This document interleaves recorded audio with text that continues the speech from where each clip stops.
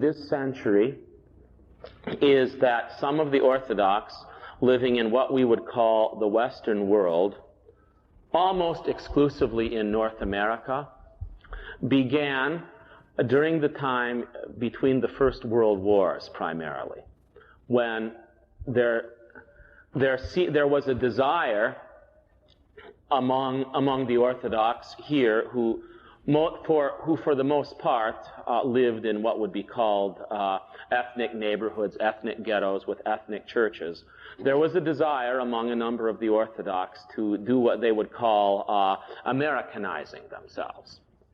And in terms of the liturgy, this took the form of such things as introduction of pews to the church, which are completely untraditional. There's absolutely no justification for them in the tradition of the church. That they are not to be found. They are not to be found even traditionally in Western churches. They are a relatively recent innovation when the experience of liturgy has, for the most part, been replaced by turning the church into an auditorium where you sit and listen to something, where you're even confined and you cannot even assume the postures of worship. But nevertheless, it happened.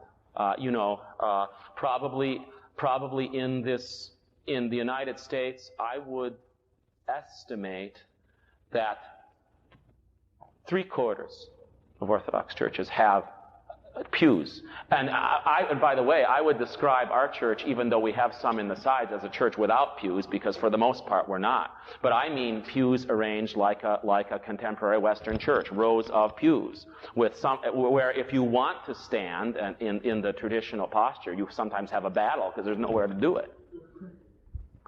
Along with that came the introduction by musical instruments. For the most part, it meant the organ.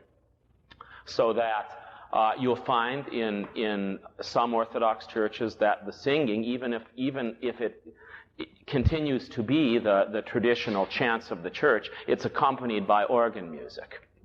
Now, this is what I will say about that. First, I'll say something objective and then something subjective.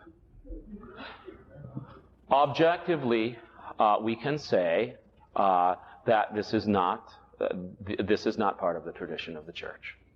None of these things. By the way, and who knows what some people who not so much from around here, but who will listen to this later on will think of this. But apart from liturgy, one of the things that was adopted from American Protestantism by American Orthodoxy between the two world wars was the institution of the elected Parish Council, by the way. Some sort of political entity that is elected to govern the church. Well, the church is not a monarchy or an autocracy ruled by the priest, but neither is the church a democracy with an elected body that governs it. Both of these things are a distortion of the church. I would say in general that all those things that are foreign to the life of Orthodoxy, that some Orthodox embraced in this country, I do not know of any instance where they have helped the church. They are not part of the experience of the church. As far as pews go, they clearly obstruct and sometimes make impossible the traditional standing and bowing and prostrating and having the freedom of the body to express with one's body what one does during worship. The use of musical instruments, I would say on the one hand, though it's not traditional, probably those churches that have used organs, although I myself am firmly committed to traditional Orthodox worship without musical instruments. Probably, if I were to say of those three things that were adopted, parish councils, pews, and organs, those at least those are there are probably others, but those are the ones that most immediately come to mind. The organ is probably the least harmful, but I don't see what place it has in Orthodox worship. That I don't think that it's a kind of airhead argument that musical instruments do primarily are primarily aimed at the emotions and the imagination, as is also, in our church here. I've been a priest in this church for 3.5 years. The reason why I was sent here was to help this church grow in traditional experience of Orthodoxy. I'm only one of many people who could have done that, but I'm the one who came here to make that possible. And when I came here, we did a lot of things. We had not an organ but a piano that played a lot of the time. Some of you who have never been here during that time might find that surprising.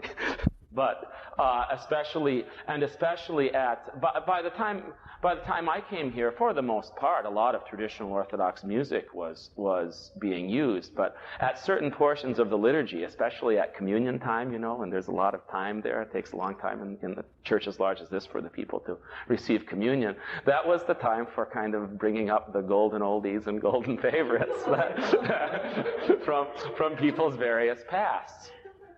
And as anybody who's now I realized, as anybody would realize when they come to a place where they are to help people grow in something that might initially be very new to them, you can't do it by just throwing out overnight things that are not adequate expressions of orthodoxy. It has to be done gradually. So, and that's what happened here. First the piano went, and then, and it was, and I can say honestly that it didn't go because somebody like me made the decision for it to go. I wasn't even the one, as a matter of fact. I was bringing people to a realization that there was no place for it anymore.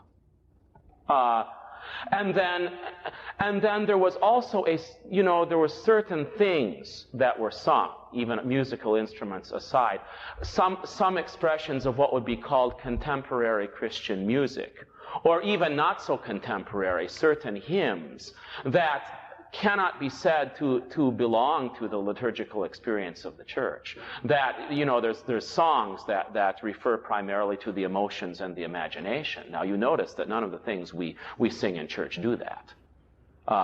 You can't sing in the Orthodox liturgy a song that's talking about some personal experience of conversion. What you sing, it's not that song is bad, by the way. It's just that what's sung in the assembly has got to apply to everybody and everything. Otherwise, that's the criterion that makes it liturgical. If it doesn't do that, it doesn't have any place in the liturgy. You can sing it with friends. You can sing it just like the Orthodox peoples through the ages have had a very rich musical heritage, not just of liturgical singing, but of singing that accompanied every part of life. Go to celebrations in many parts of Europe, Greece, Russia, the Middle East. There's all kinds of singing. But there is a very clear understanding of what liturgical worship is and what other kinds of singing are. And that's the realization that people had to grow in. People had a kind of, I would say, honest and simple understanding. Well, if it's good and we like it, why can't we sing it? Well, it may be good and we may like it, but it may not have anything to do with what we're doing here. And that's something that has to be taught and experienced before. Kelly? In the Matins, I think it's the Matins, there's a praise hymn with flute and harp. Mm-hmm. There is reference to musical instruments. That's right. Can you explain that? Mm-hmm. That comes from the 150th Psalm. And of course, there are many other Psalms also, and you can read in the Old Testament about how the music in the liturgy in the Temple of Jerusalem, though mainly it's describing what went on outside, most of what went on was in the court and on the steps, that there was psalm singing accompanied by musical instruments in the Temple of Jerusalem. Now, what happened was, the ordinary expression of experience of worship of the Israelites, of the Jewish people, was not in the temple. There was only one temple in Jerusalem, and the people that went there were the Jews that lived in Jerusalem went there, not for everything. In the temple, the sacrifices were offered. Far more Jews lived outside even Israel at the time of Jesus than lived inside. And they would try to go to the temple maybe a few times in their life for the big feasts. But ordinarily, the Jews went to the synagogue. Synagogue was very different from the temple. No priests in the synagogue, no offering of sacrifice in the synagogue. That was only in the temple. In the synagogue, they had prayers, singing of psalms, and preaching. And they had rabbis to teach. No priests there. A priest might go to the synagogue, but if he did, there was nothing priestly for him to do there. So it was in the synagogue, it's from the synagogue that we borrowed a great deal of our practice. Now, in the synagogue, even the Jews had stopped the use of of musical instruments. The reason why was that it reminded them so much of what was going on in the pagan temples. So they didn't like it. And so you can read these kind of commentaries, even from Jewish writers, even before it comes to be part of the church, that when they talk about the musical instruments used in the temple, they say that served its purpose in the temple, but now we need to understand that spiritually. That when we talk about praising the Lord with the trumpet and the lute and the harp in the liturgical assembly, we're to understand that as we are the trumpet and the lute and the harp. So that's some people don't buy that explanation. They say, well, if that's what it said to do in the temple, then that's what we should do too. But we are not the temple in Jerusalem. The temple in Jerusalem and all of its ways and all of its worship has passed away. We are the worship of the new Israel that worships in spirit and in truth. And the experience of the church from the beginning has been that it involves our whole being, all of our senses. But as far as the sense of hearing is concerned, the sense of hearing is addressed through always verbally. Because Christ is the Word of the Father. He speaks to us when we come to sing psalms or to sing the hymns of the church. It's through those words that we are instructed, through those words that we glorify. But the fathers say that anything else, and we may be moved by those words too. Our emotions are not bad.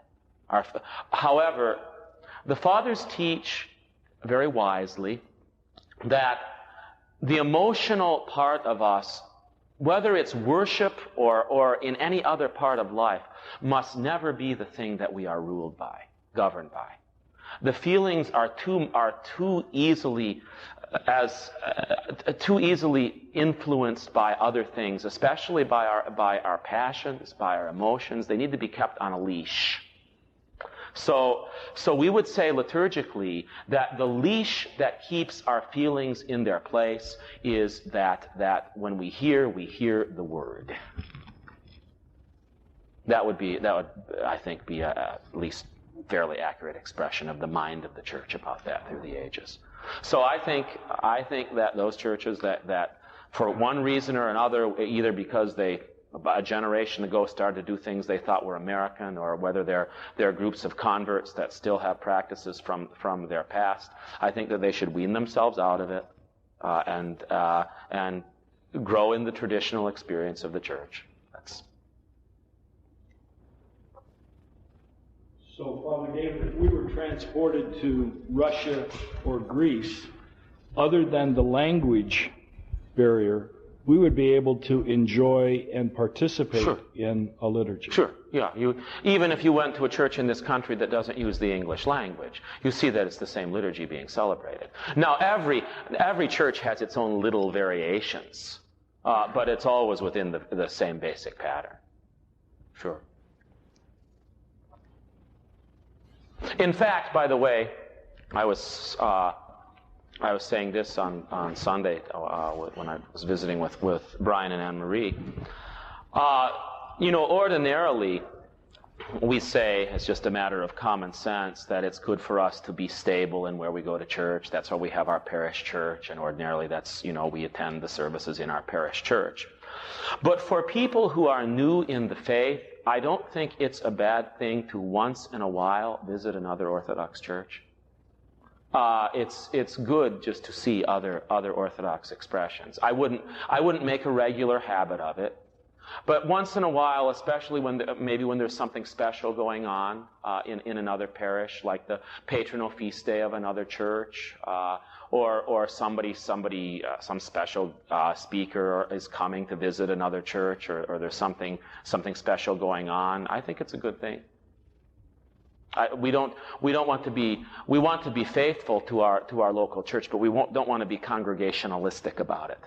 You know, we're part of the church that exists throughout the whole world. That's what being Orthodox is, and this is our local expression of it. But we don't want to live as if we're inside walls. You know, that's.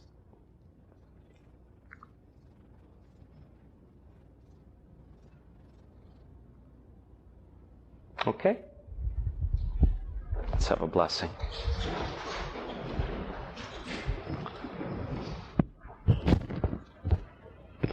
God is with us through his grace and love for mankind, always, now, and ever, and unto ages of ages.